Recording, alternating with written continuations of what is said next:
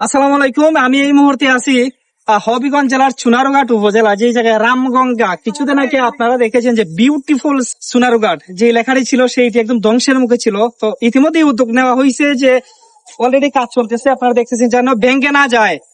বর্তমানে যিনি এমপি হয়েছেন জনাব ফয়সাল সাহেব, ওনার পক্ষ থেকে কাজ চলতেছে। এখন আমি যে বিষয়টি নিয়ে আপনাদেরকে দেখানোর চেষ্টা করতেছি, আমরা অনেক সময় বলি না যে বর্তমানে ইঞ্জিনিয়াররা শিক্ষিত হয়ে অশিক্ষিত মতন কাজ করতেছে।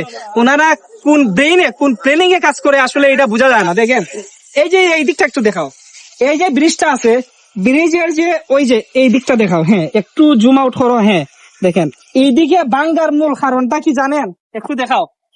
এইটারে এইদিকে সোজা যদি দেওয়া হইতো যাতে এই দিক ব্যাংকে না পড়ে, তাহলে এই দিকটা কিন্তু ব্যাংকে পড়তো না। কিন্তু এইদিকে একদম তীরচিহ্ন, মানে এইদিকে ওনারা এমন একটি ডিজাইন করছে যে কোনো সময় এই দিকে ভেবে যায়।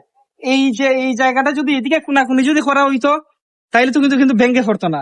এইরকম সারা দেশে আমরা দেখতে পারতেছি। আমি দ্রুত যারা রয়েছেন ইঞ্জিনিয়ারিং লাইনে, যারা রয়েছেন কন্ট্রাকশন, যারা কাজ করতেছেন, যারা এবং রাস্তার কাজ যারা করতেছেন, সবার নিকট অনুরোধ, আপনারা দ্রুত প্ল্যানিং আপনারা চেঞ্জ করেন। আপনারা সারা দেশে যে ব্রিজ গুলো করতেছেন, প্রত্যেকটা ব্রিজের এইভাবে যদি খোলাম আপনারা তৈরি না করেন তাহলে যে কোনো সময় কিন্তু ব্যাংকে পড়তে পারে। দেখেন এই যে কিন্তু ব্যাংকে পড়তো না, এই জায়গায় ব্যাংকে পড়ার মূল কারণ হচ্ছে আপনারা ব্রিজের যে ঢালাইটি দিচ্ছেন, ব্রিজের যে রেলিং, সে রেলিং এর নিচে একদম কিন্তু সুরঙ্গ হওয়ার মূল কারণ হচ্ছে এইদিকে আপনারা এই যে এইদিকে বি একটা সিস্টেম দিচ্ছেন, এই কারণে কিন্তু ভেঙে পড়তেছে। এই সিস্টেমটা যদি এইদিকে হইতো ভেঙে পড়তো না। যাই হোক, ভালো থাকেন সবাই। আবারও রামগঙ্গাতে অবশ্যই আপনারা আসবেন, ঘুরে যাবেন।